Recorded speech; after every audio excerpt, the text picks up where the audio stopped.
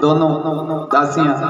इधर एक जरा नाम की भीलनी वहां घूमती थी, जिसको देश निकाला यानी कि राज्य से बाहर रहने का आदेश था। वो भोजन की तलाश में घूम रही थी। घूमते घूमते उसने देखा कि कुछ लिपटा हुआ है। उसने जाके देखा, एक खोला तो आधा हिस्सा और दूसरा खोला तो आधा हिस्सा। कई बार मूर्ख व्यक्ति बहुत काम का काम कर जाता है, शायद आपने देखा भी होगा।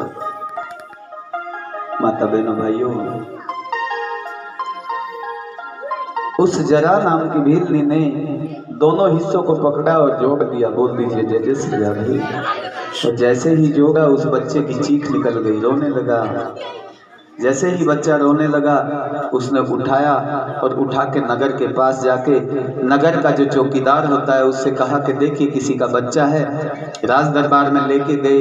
लेके जाके जब पूछा कि कैसे, उसने सारी बातें बता दी। जब सारी बातें बताई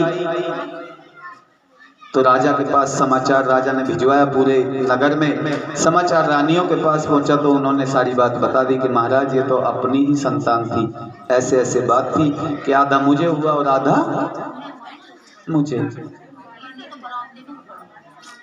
तो इसीलिए उस व्यक्ति का फिर जो नाम रखा गया, उस संतान का, उसका नाम रखा गया जरासंध। क्योंकि जरा नाम की भीलनी ने उसे संधि किया था, यानी कि जोड़ा था, उसका योग किया था।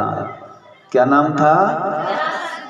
जरासंध। एक बहुत ही कट्टर प्रलयंकारी ऐसा राजा हुआ है जो 17 बार जिसकी सेना कन्हैया ने भगाई है। बोल दीजिए जय जय श्री राधे। अब समझ में आ गया मुकुट किसका था? जरासंध कौन था?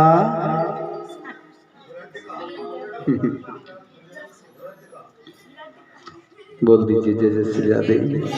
बहुत ही सुंदर सी बात, इतना सुंदर प्रसंग और आनंद भी आप लोगों के बीच में इसीलिए आता है क्योंकि आप बड़े ध्यान से सुनते हो।